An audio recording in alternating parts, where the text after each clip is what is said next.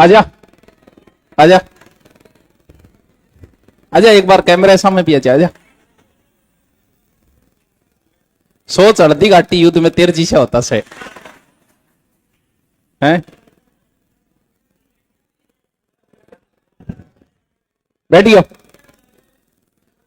आवाज सही आ रही है कि पूरी सही आ रही है? हर में फिर हिम्मत की तीग है, देखांगे।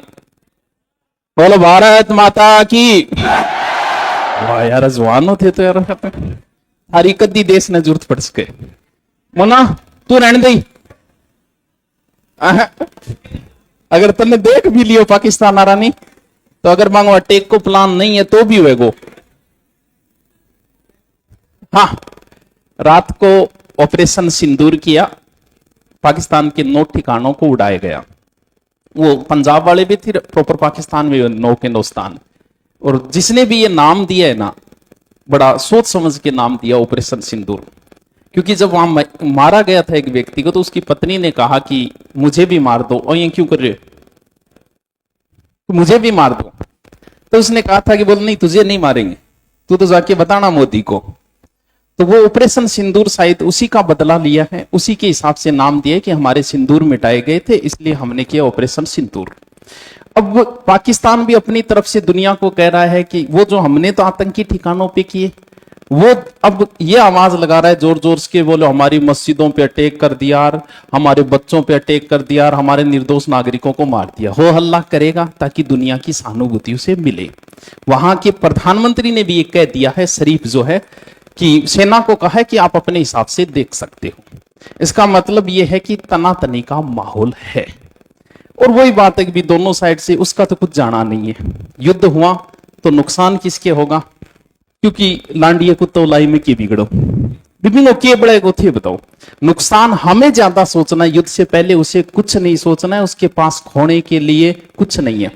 एकमात्र दुनिया का देश है जो भूखा है, पेट्रोल नहीं है, लाइट उनके पास नहीं है, पानी नहीं है, लेकिन एक ही आवाज, हमारा मुल्क जो है वो एटमी पावर है। एक ही लाइन विकन, हमारा मुल्क एटमी पावर है।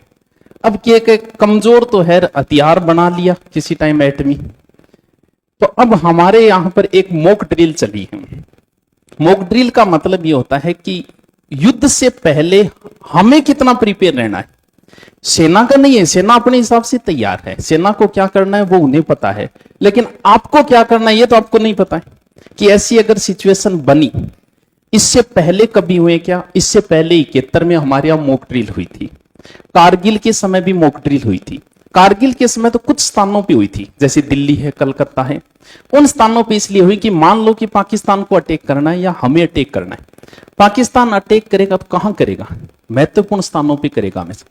अपन डर नहीं जुट को नहीं थी, ठंडर नहीं जुट को नहीं, बिया भी थे बच्चे होगा, क्योंकि थे कोरोना में बच गया एडा हो, थे अवतारी पुरुषों, थे टेंशन ना ली हो जाता यार, कोरोना में बच के आए हम, ऐसे वैसे थोड़ी है। तो छोटा मोटा थे अवतार पुरुषों, वो बड़े ठिकानों पे किया जाता है। टारगेट जो होते हैं बड़े महानगर होते हैं। जैसे भारत पे अगर हुआ ऐसा, तो हमारे टारगेट होंगे दिल्ली, मुंबई, चेन्नई, कलकत्ता। दिल्ली टारगेट का मतलब यह है पूरी भारत की व्यवस्था ही बंद हो जाएगी। हम अगर करेंगे तो लाहौर, कराची, ऐसे माहौल बना रहे हैं, करेंगे नहीं करें आगे की बात है। मान लो कि ऐसा हुआ तो भी होगा, तो वही बात है।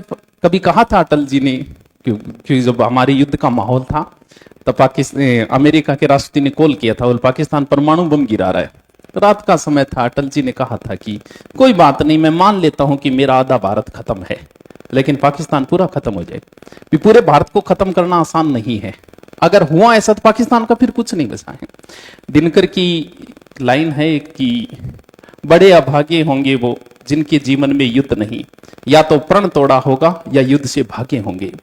यानी युद्ध एक जीवन का एक युयुत्सु, युद्ध की इच्छा, युद्ध की जो इच्छा है वो हमारा मूल संवेग है। मूल संवेग समझ गए? जो हमें 14 ऊपर वाला देता है, उसमें से एक चीज है युद्ध। क्योंकि युद्ध हर व्यक्ति की इच्छा होती है। लड़ाई वाली फिल्में देखने में बड़ा मजा आता है, गांव की लड़ाई सुनने में बड़ा आनंद आता है भाई साहब, लड़ाई देखने में बड़ा आनंद आता है। अब जो माहौल है उसमें बड़ा आनंद आ रहा है, समझने दो। बाहर से ये भी कहना है शांति रखनी है, शांति रखनी है, जैसे हम भी बोलेंगे शांति रखनी है, लेकिन मजा भी आता है यार, नोजगा करे, उसे देखने में बड़ा आनंद आ रहा है, कैसे गिराए होंगे, कैसे भागे होंगे। तो युद्ध हमारा एक क्या है, मूल संवेग है। आपकी भी बड़ी इच्छाएं रहती युद्ध की। कुछ देशों ने किया, 52 में अमेरिका ने मॉक ड्रिल किया था, 42 में कनाडा ने तो बड़ा शानदार मॉक ड्रिल किया था। कनाडा ने तो ऐसा माहौल बनाया कि वहां पर शहर के अंदर कि दुश्मन देशों की और वो पहना के ड्रेस और पूरा की बोले अंदर पूरा का पूरा अधिकार हो चुका है, लड़ाई होगी, पूरा माहौल बनाया था उसने मॉक ड्रिल का। हमारे यहां जो मॉक ड्रिल हो रहा है वो हो रहा है कि आपको क्या करना है, आपकी सुरक्षा के लिए आपको करना है वो, कि जब सिचुएशन हो तो क्या करना। उसमें यह है कि अलग अलग समय अपने राजस्थान के जिले लिए गए, उसमें भारत के 244 जिलों में हो रहा है। राजस्थान में कुछ जिले बड़े संवेदनशील है, वो है अपनी सारी बॉर्डर के, जबकि कुछ जगह बॉर्डर पे तो अब से 2-3 दिन पहले मॉक ड्रिल हो गए। अगर आपने थोड़ी बहुत न्यूज की अगर आप अपडेट रखते हो ना, तो राजस्थान के अभी शायद 28 जिलों के अंदर है अभी, जिसमें सबसे सेंसिटिव में किसको रखा गया, राउत बाटा को। क्यों? यूरेनियम के भंडार है वहां राउत वाटा के अंदर, उसको रखा गया विशेष रूप से। बॉर्डर वाले सारे हैं, क्योंकि हमारी ज्यादा दूरी नहीं है। मान लो कि ऐसा युद्ध हुआ तो आपने कितनी दूरी, 250 किलोमीटर है, आपने छोटी सी मिसाइल काम काट जाएगी। हमें तो रहना है, बॉर्डर वालों को ज्यादा तैयार रहना है। बाकी बता दियो, आप नहीं मरोगे, बता दी आप बच जाओगे। जैसे ही युद्ध समाप्त होंगे, थोड़ी बहुत माहौल ठंडा होगा, तो हम सिंदूर नाम का एक बेंच भी लॉन्च करेंगे, एक सिंदूर नाम की किताब भी लॉन्च, समझ गया? ठीक है। इसमें क्या होगा, सायरन बजाया जाता है। दुंदुबी वाद्य यंत्र होता था पहले, युद्ध के समय बजता था, एक बांकियो सो तो लंबो आगे खड़े हो गए बजाया करता है। यानी वाद्य यंत्र का मतलब यह है कि सूचना देना है कि युद्ध शुरू हो गया। तो हमारे यहां कैसी सूचना दी जाएगी भी, सायरन के द्वारा। हेलो थोड़ी मारेगा चट के ऊपर, सायरन के द्वारा। सायरन बजने का मतलब, अब सायरन यहां कोई सेना का सायरन तो है नहीं भाई। जैसे तारानगर में मान लो बजाओ, लगभग 8 बजे का समय रखा गया, 8 से 2 मिनट पहले बजेगा, इसे अलग अलग जगह समय रखा गया। तो मान लो कि यहां बजा तो भी सेना वाला तो यहां है नहीं, तो सायरन का मतलब एम्बुलेंस का भी हो सकता है, वो पुलिस का सायरन भी हो सकता है, मस्जिद से भी बज सकता है, मंदिर से भी बज सकता है, कहीं से भी बज सकता है वो। जब वो सायरन बजे तो इसका मतलब युद्ध छिड़ चुका है। यानी अब मान लो कि आपको रात का अटैक हुआ, पाकिस्तान पे अटैक हुआ, तो वो भी तो कर सको, और उस समय सायरन बजे तो थे। अगर आपको नहीं बताया गया तो आप सोचो सायरन क्या होगा, बचे लाइट लूट जगा के ऊपर आगे देखने लग जाओगा, तो मरने का लक्षण है सीधा, हमें तो बचना है उस समय। तो सायरन का मतलब आगे कभी भी ऐसी सिचुएशन हो सकती है, 10 दिन 15 दिन महीने की, ऐसा बड़ा वार छिड़ जाए हो सकती है। उसके लिए प्रिपेयर किया कि ये जो सायरन है इसका मतलब ये है कि युद्ध छिड़ चुका है। तो सायरन बजते ही सबसे पहले क्या करना है, पहले तो घबराना नहीं। हाँ, सब सायरन बजने का मतलब यह कि युद्ध छिड़ गया। अब युद्ध के समय आप क्या करोगे भाई, भूकंप के समय तो बाहर भागोगे कभी जल्दी से जल्दी। अब ये तो युद्ध है, युद्ध में हथियार फेंके जाते हैं। जो परमाणु बम गिरा था ना जापान के ऊपर, हिरोशिमा नागासाकी, वो तो बच्चे हैं आज के परमाणु बमों के आगे, बच्चे हैं वो। आज अकेला अमेरिका इस दुनिया को 50 बार खत्म कर सकता है, 50 बार, इतने घातक हथियार हैं। और परमाणु बम जब डाला जाता है ना, उस क्षेत्र का टेम्परेचर 5000 डिग्री सेंटीग्रेड हो जाता है। परमाणु बम कोई डोक को नहीं है, पूरा बड़े हवाई जहाज के अंदर पूरा ट्रक जितना बड़ा हो वो, और उसे लाके ऊपर से छोड़ा जाता है। जहां गिरेगा उस क्षेत्र का टेम्परेचर बढ़ता है। यानी हम लोग मरेंगे नहीं, हमारा बाप बने जाएगी। 5000 डिग्री सेंटीग्रेड, दीवारें भी नहीं बचती है, दीवारें कुछ नहीं, भाप बन जाएगा। यानी सबसे मजबूत धातु स्टील भी पिघल जाता है, इतना टेम्परेचर होता है उसका। तो वो गिरा तो कोई बात ही नहीं, कहानी खत्म, भाप बन जाएंगे हमारे, कोई बात नहीं।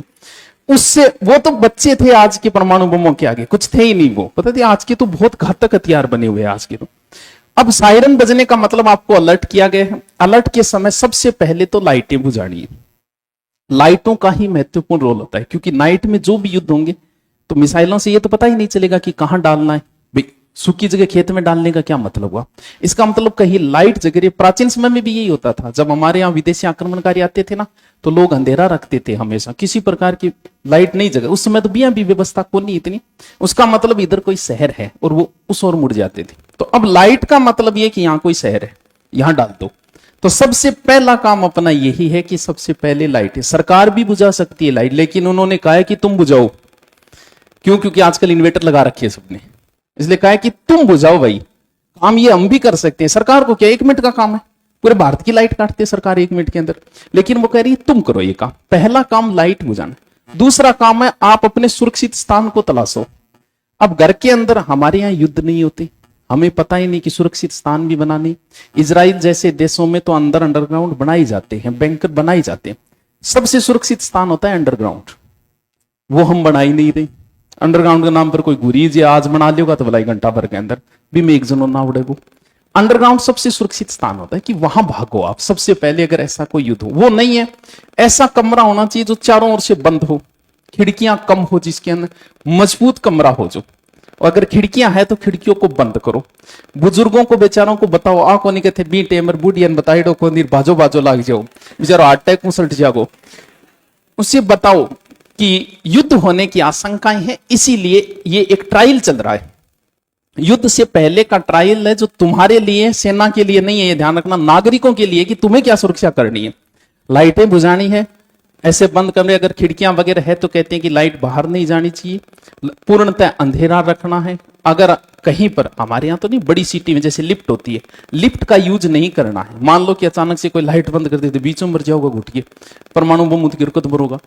तो लिफ्ट का यूज नहीं करना है, सीढ़ियों का ज्यादा यूज करना है कि जहां कहीं भी हो सुरक्षित स्थान। बच्चों को भी विशेष बताओ, उनके जो भी बच्चों का सामान रखना चाहिए कि बांसा बिस्कुट वगैरह, उनका बैग अलग से होना चाहिए। चलो बच्चा तो थारक को नहीं, परिवार वालों के लिए, ठीक है। बुजुर्गों के विचारों को बताना है कि स्पेशल एक जगह, वो लगभग 10 मिनट तक ऐसा रखा जाएगा। सायरन 2 मिनट बजेगा, फिर बंद हो जाएगा, फिर दोबारा सायरन बजेगा। लंबा सायरन जो होगा वो इसलिए है कि अब मॉक ड्रिल समाप्त हुई, लगभग 10 मिनट तक ऐसा रखा जाएगा। इसमें आपको क्या करना है बता दिए, क्या नहीं करना है। घबराना नहीं है, अफवाह नहीं फैलानी है, नई नई कहानियां नहीं गढ़नी है, सोशल मीडिया पे ऐसी कोई हरकत नहीं करनी है कि आपको थाने के अंदर जाना पड़ जाए। सेना की कोई जानकारी सोशल मीडिया पे नहीं डालनी है। मान लो कि सेना जा रही है, डाल दो कि भारतीय सेना पाकिस्तान की ओर जा रही है, हमारे एक उत्सुकता रहती है। सेना की हमें कोई भी जानकारी सोशल मीडिया पे नहीं डालनी।